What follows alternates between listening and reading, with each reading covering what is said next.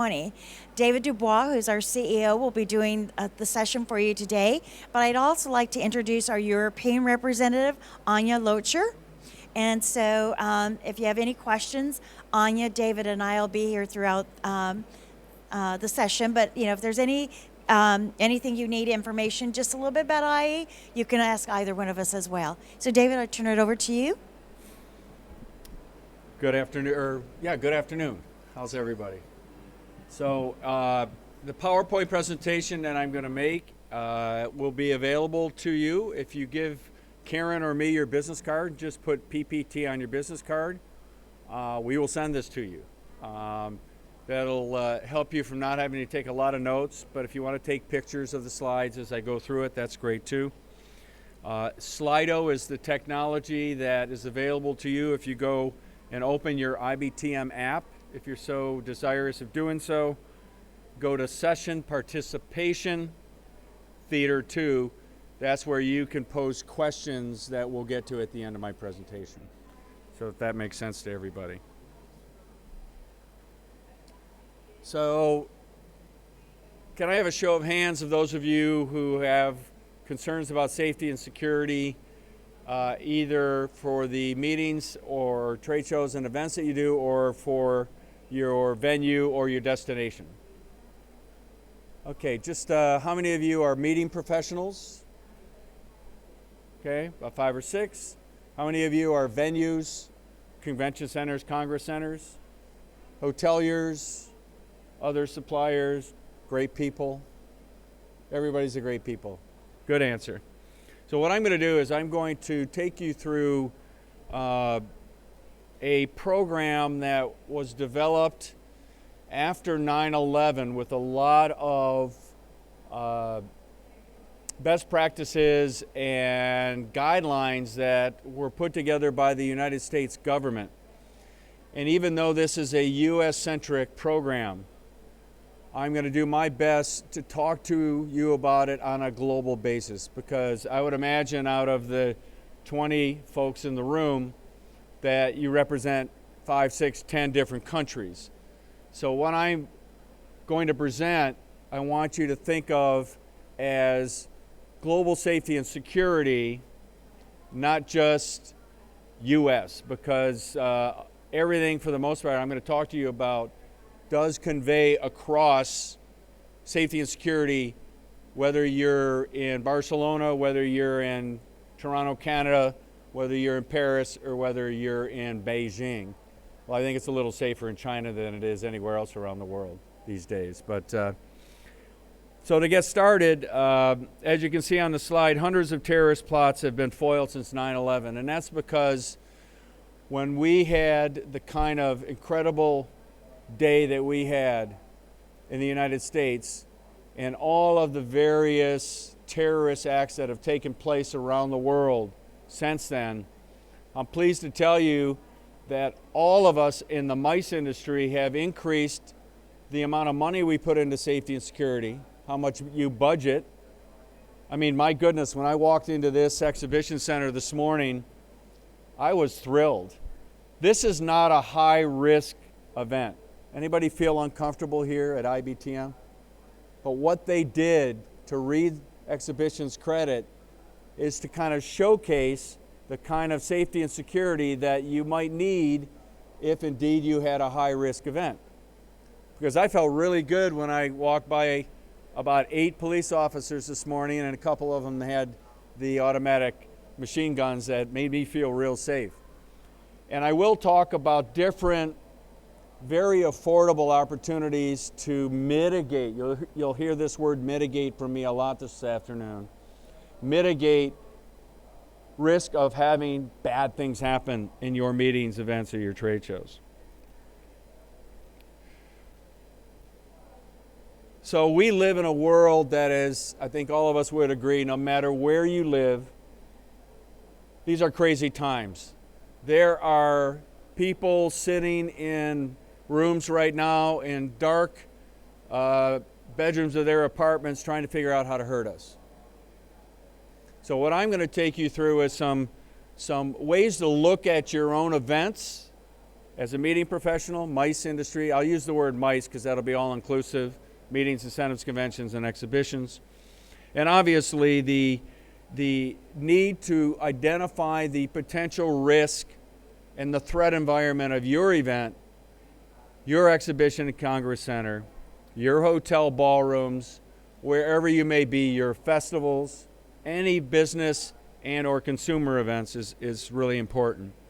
So security experts assess that mass gathering venues remain a big target.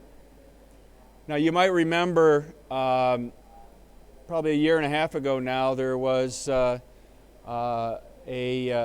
attempt to get inside a stadium. I can tell you that arenas and venues, whether it's football, soccer stadiums, whether it's rugby stadiums in the United States, whether it's Major League Baseball or National Football, the incredible safety and security guidelines and best practices that have been put in place at venues all over the world have really done a good job of mitigating or forcing terrorists and bad people to do things that can't get inside a venue of 20, 30,000, 40,000 people.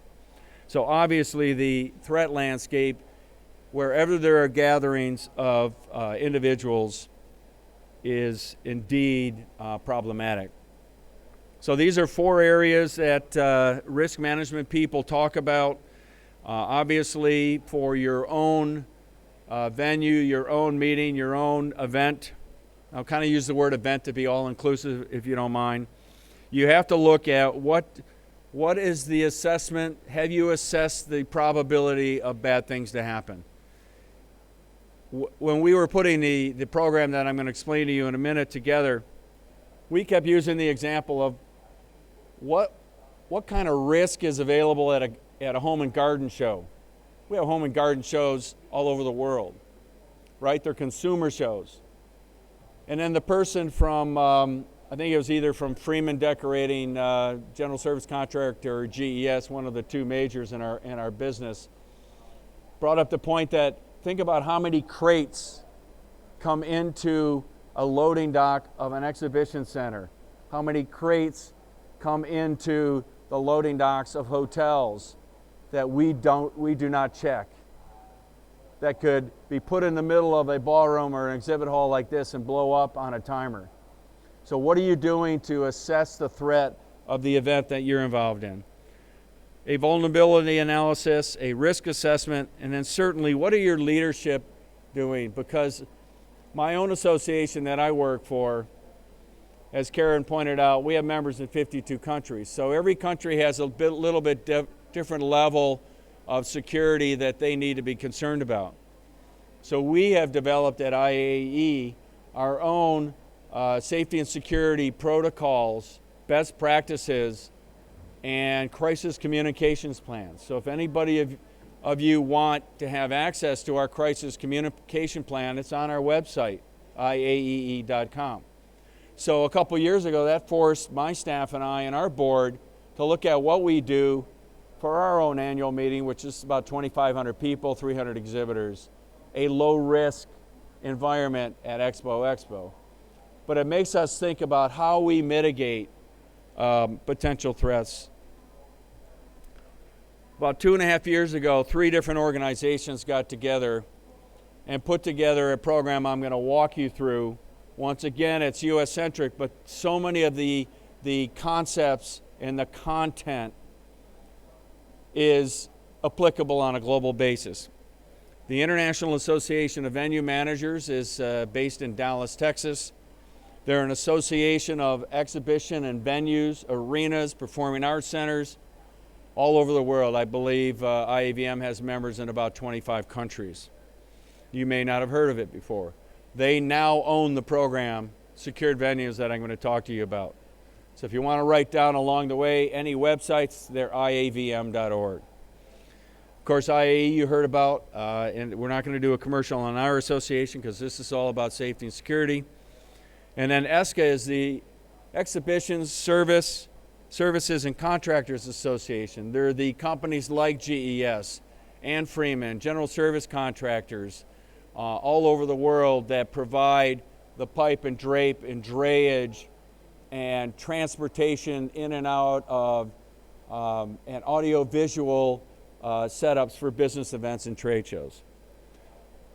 The three of us, myself, a gentleman named Brad Main, and a gentleman named Larry Honorday, got together over breakfast one day, and we talked about what we would do to enhance and develop the safety and security in the mice industry.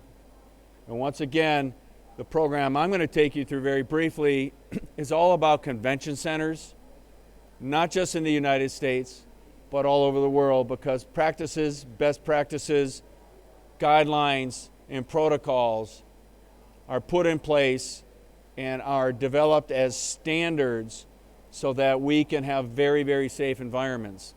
By the way, the MICE industry, meetings, conventions, exhibitions, and incentives, is worth $1 trillion US. $1 trillion. The exhibition industry is worth $300 billion US. So if you think about the fact that the global MICE industry is almost as big as the global automotive industry.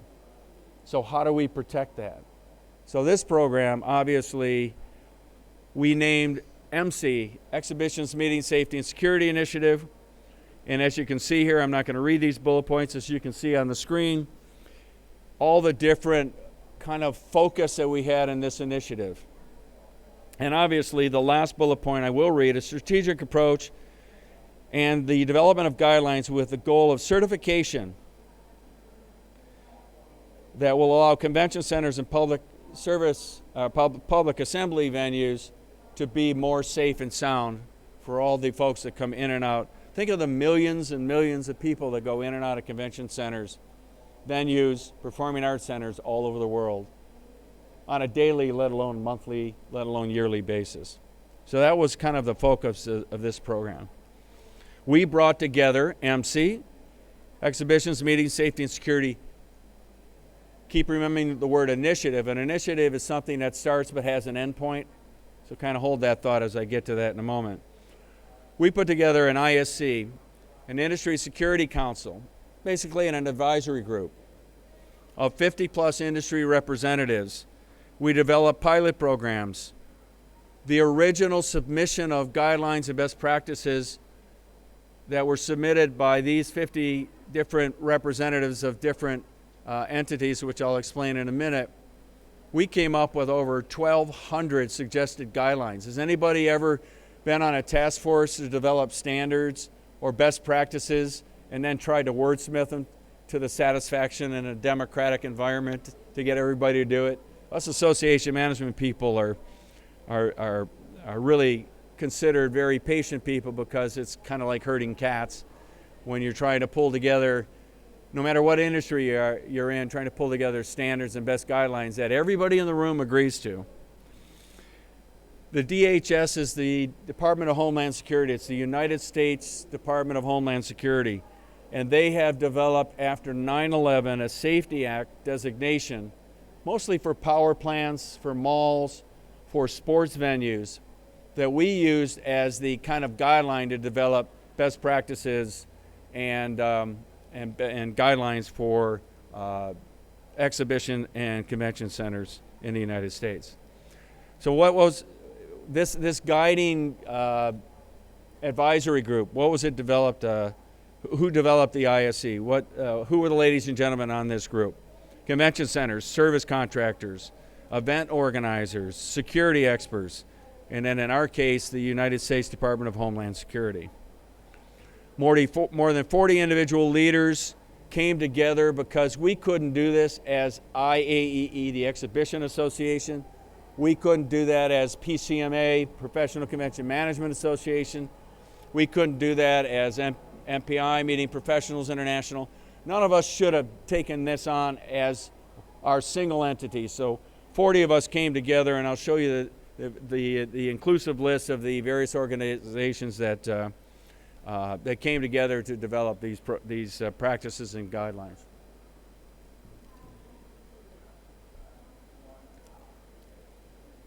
This is a picture of the first meeting a couple years ago. That was at International Association Venue Management Headquarters in Dallas. This is just a sampling of the ladies and gentlemen that sat around the room to have the first initial discussions. As I mentioned, this was created, the Safety Act certification. If you really want to get bored, if you wake up in the middle of the night and you want to Google Department of Homeland Security Safety Act, you will read about 60 pages of typical government speak, small print, right? There's a few people nodding your heads. You probably have this happening in your own governments where you live. But obviously, we had to start somewhere. So we went to the DHS executives in Washington, D.C., and we said, hey, we want to help you develop specific best practices and guidelines for convention center and venues safety and security. And they told us that they've been working with the National Hockey League, the National Football League, and the Major League Baseball, obviously the U.S.-centric sports venues, developing safety and security capabilities for their various entities.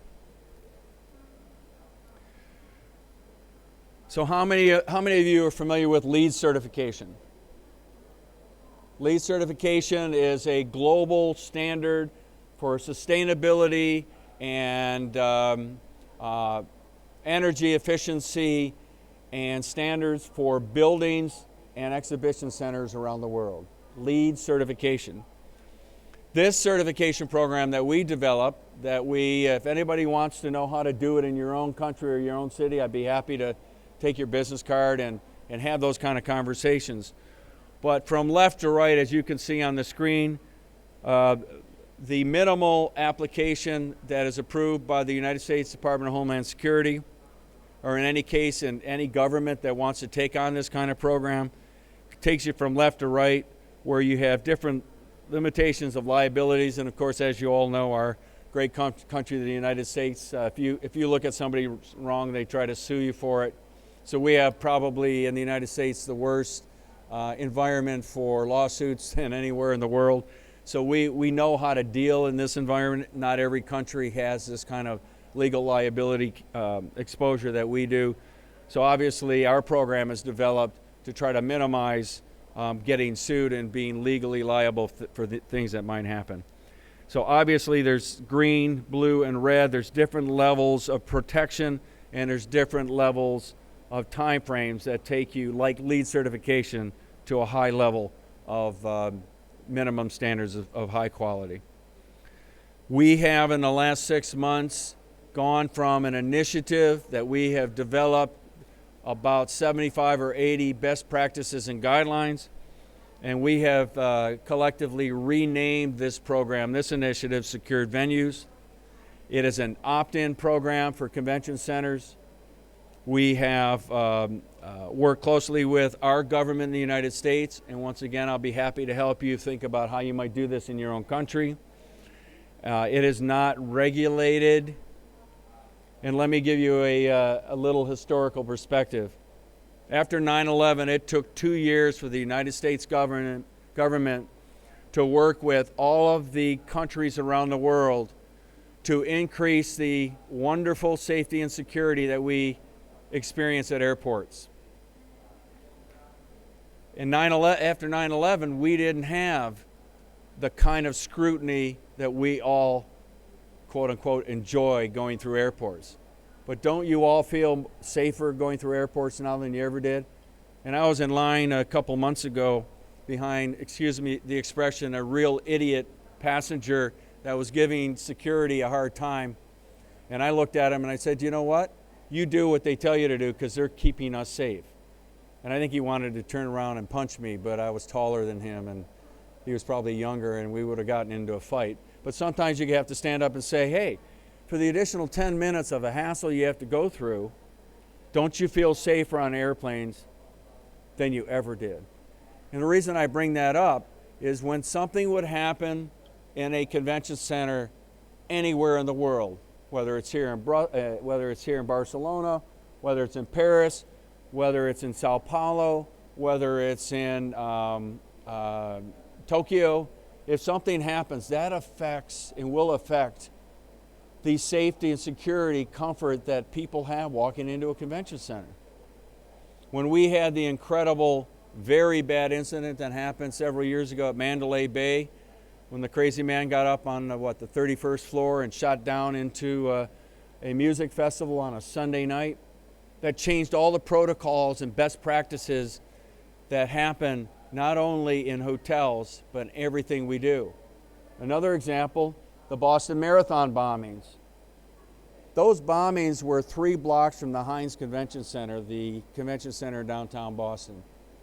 What if the headline said, bombings take place at the Heinz Convention Center? And it's promoted all around the world. All the BBCs and CNNs and Bloomberg networks would cover it. And all of a sudden, there would be this kind of tainted cloud of safety and security at a convention center, really around the world. So obviously, the focus of this program was to develop guidelines and best practices in convention centers. So how have we gone about this? We're in final testing, beta testing of a protocol portal that will allow convention centers in the United States to submit through a secured portal an application to the United States Department of Homeland Security. Within that portal will be the 85 to 90 security guidelines and best practices that we as an industry of 40 to 50 professionals have agreed to, and it's been supported by the U.S. government Department of Homeland Security. Why is this a secure portal? We are not going to publish these guidelines publicly for the bad guys to sit in their dark rooms and figure out how to get around safety and security at convention centers. Make sense?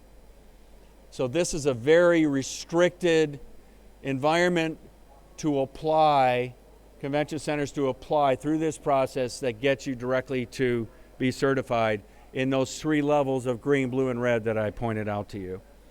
And obviously, this is just an explanation of what this portal will be, a web-based portal. And it'll be password protected. Once again, we don't want individual A or individual B to be able to access and understand the protocols and best practices that we've established in the last 2 years as a U.S.-based exhibition and business events industry that, once again, is available to talk to you about and help you develop this kind of program in your own country. These are just some of the milestones that you can see up here of how we did this. This is a typical government or association processes, or as we say in Canada, processes. This is very, very carefully done to make sure that we have the best mousetrap for mitigating terrorist acts. And I can tell you that when we started this 2.5 years ago, my wife said she'd never seen me more passionate about something, because obviously this is all about saving lives. And then a couple months ago we were having dinner and she said, "Whatever happened to that MC program?" And I kind of pulled out my PowerPoint, took her through it. I'm just kidding. She would have fell asleep. But what I did is I said, you know what? Knock on wood, in the last 2.5 years, we've not had an incident in a convention center around the world of significance, especially through this program, because we have educated and increased the focus and the budgets, not only from meeting planners, show organizers, hotels, and convention centers, to increase the kind of safety and security that we all experienced as we walked into this building today. So we have pilot programs that have been run, we've had third-party reviews, and we've had a lot of due diligence known to take this forward. So if you want more information on the final program and iteration of this program, which will be in its formal launch to about 300 exhibition centers in the United States in January. Think about it, it's taken us 2.5 years to do this. And I'm not a patient person, so I've been the one kind of prodding this along with my friends at ESCA and IAVM. But if you want to know more about it and kind of carry forward and really understand it and watch it evolve further, IAVM.org is the place that is best for you to do that. So here's kind of the path to get certified. And by the way, to be certified means that you have developed the best practices and guidelines and standards, and think about all the employees and the badging, the safety and security, the badging that happens in exhibition centers. There's one exhibition center in the United States that's probably no different than this wonderful facility here in Barcelona. It's called McCormick Place in Chicago. Some of you may have been there. Over 2 million square feet, 200,000 square meters of space. There are 1,238 access doors. Think about that. 1,238 access doors in that facility. You cannot have a security person at 1,230. You couldn't afford to have 100 in a building like that. So what have they done? They've developed best practices that take every single person who has an employee relationship, a florist, an audiovisual company, somebody putting down carpet, putting in chairs, putting up all these decorations, bringing in drayage. Everybody has to go through one security area, and they're badged, and they have to have the credentials, because you don't want person A or person B, the bad guy, the bad lady, coming in there. Maybe they stole the badge, their picture's not on it. So they have one of the highest levels of securities. So does Javis in New York City, which probably has a higher level of security risk. We're going to take this program through IBM, and we're going to talk to our friends in other parts of the world that are in the convention center business to help them develop these kind of guidelines. Once again, we don't think we have the absolute best because it was created in the United States. That's not how we think. We think about how we can keep our global $1 trillion MICE industry safe and going forward. So this is just kind of the format that we follow, so you feel that there's real good vetting that happens before somebody can be certified as a Safety Act certified exhibition and convention center. And once again on the screen here, you can see the various guidelines that we talk about. We talk about within the guidelines not only badge identification, we talk about how you're best able to scan crates before they come into the loading dock. Do you do that at the setup point before they're loaded on trucks? Do you do that at minimum when all the crates are in? Do you bring in 2 canines or 3 canines, depending on the size of the show, and scan the floor before any of these crates are opened? Because you don't want people blowing up workers that are setting up an exhibition like this. Do you also look at using canines to sweep the hall before you open it up? In this case, to 20,000 ladies and gentlemen that came in this morning to this show. For the Consumer Electronics Show, they spent $500,000 a year in Las Vegas to protect 170,000 people. $500,000 divided by 170,000 people. If you think about adding 5 or 10 euros or dollars to a registration or an exhibit space to cover enhanced safety and security, if you have to have that kind of safety and security based upon a threat assessment. So these are the kind of things that we're thinking about now. The least expensive way to mitigate problems is canines, and canines are available. Karen and I saw, and Anya saw this morning a beautiful dog with a cage on its snout. And I said to Anya, I said, you know what, that cage, if there's something that goes on, that cage comes off the snout, and he attacks somebody who might be a bad guy with a gun. And we have a couple of those dogs in security walking around this show. This is not a high-risk show, but they're showing, and kudos to Reed Exhibitions and IBTM. They're showing examples of how you can very affordably make people feel comfortable and safe in a business event that you do.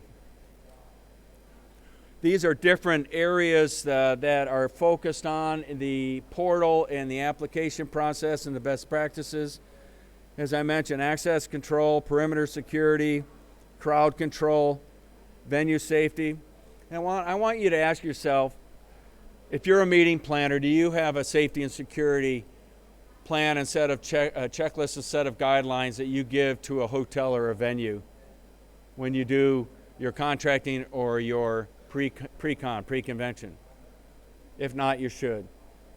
And send me an email. I'll be happy. I'll give you my business card. I'll be happy to send you what we use at IE.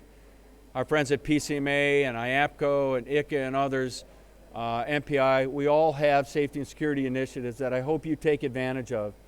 Whether you're a member of these organizations or not, go to their websites, do a search on safety and security.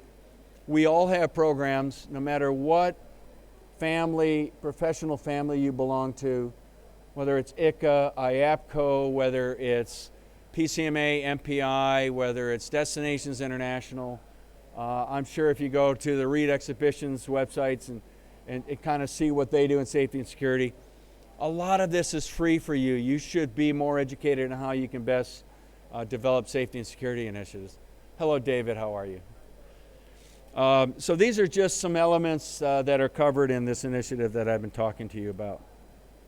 So I encourage you to go back to your practices, go back to your organizations, whether you're a meeting planner, an event planner, a MICE executive at some level, you're a supplier, you're a convention center executive, and think about what you're doing to enhance safety and security, because knock on wood, as I said, we've not had incidents happen, but my goodness, if we had something happen in an exhibition center wherever you live, a hotel ballroom wherever you live, like happened at Mandalay Bay several years ago. Think about what's happened in gatherings of people where, crazies get in their trucks and they drive through barriers to try to mow down people. That's terrorism.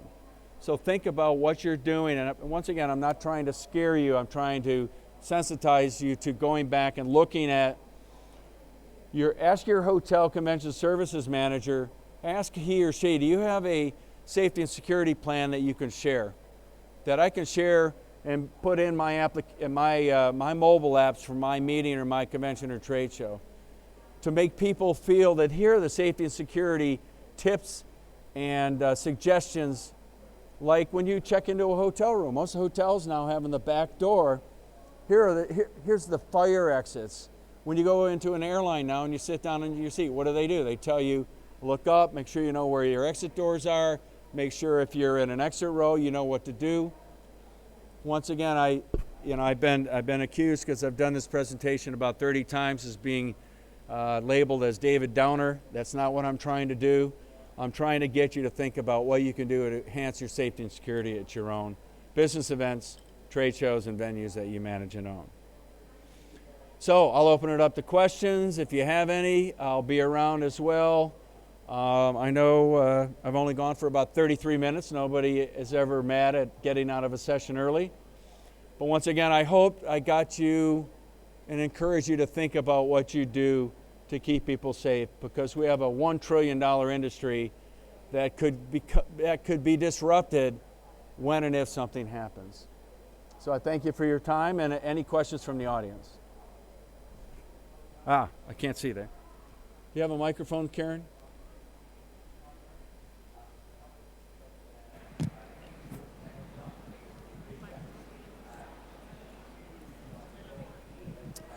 Okay. What can we as event professionals learn from airport security checks for our own events? Well, I traveled 3 or 4 times to Asia, and I can tell you I was in China last week, and it's not unlike the 2 places that I've seen the most extensive security checks are in London. How many of you fly through those great airports? And across most of Asia. I mean, they pull out everything out of my bag. And of course, the liquids, the computers, the laptops. I carry about 4 battery packs, right? Those portable battery packs. I had, in Beijing, going through Beijing last week, I had them take one of them away because they're looking at at the description of everything right on you in the back, right? And she said, "Oh, this can't come through." And I said, "Please explain why." I mean, it was free. It was, somebody had their logo on it, right? They gave it to me. So I didn't pay for it, but if I had to pay for it, it's, I don't know, 20, 30 euros or something. And she couldn't explain it to me. It just didn't have the right logos on it. So the safety and security at airports, and those are two examples of the most significant safety and security scanning that I've been through, and I travel almost every week. So what have we learned? What can you do from airports? You probably don't have to go to that extent. I'll give you another example. There's a show called E3, which is the largest gaming show. It's every year in Los Angeles. They get about 50, 60,000 people. And 2 years ago, as we were developing this initiative, I was standing at the top of the escalator when they were opening up the doors and they were queuing up to come up the escalator. Probably down there at any given time, 10 different escalators were about 8,000 people. Gaming people, 90% of them had backpacks. Not one of them was scanned. Even a simple scanning or going through a megatrometer as we do it through airports. Once again, I went to the show again this year. They brought in megatrometers, they had canines, and they spent about $50,000. Do the math. $50,000 to enhance the safety and security of that show. 90% of the people with backpacks. What are in those backpacks? I got nervous. I started walking off to the side. How are you today? And the show organizer said, "I know." It's one of our members said, "I know, and we're gonna spend more money." This year they spent $50,000. Canine scanning, security guards, megatrometers. And by the way, many convention centers are buying megatrometers so that they can then rent them to show organizers and to meeting planners at a minimum. I'm sure they might want to make profit on it at the end of the year, but that way they don't have to pay maybe a little bit higher royalty for having a security company bring them in. So what have we learned from airports and obviously venues? Okay, so I think, did I answer that airport question? So the next question is, what security measures should be considered in venues located in destinations that are experiencing political and social instability?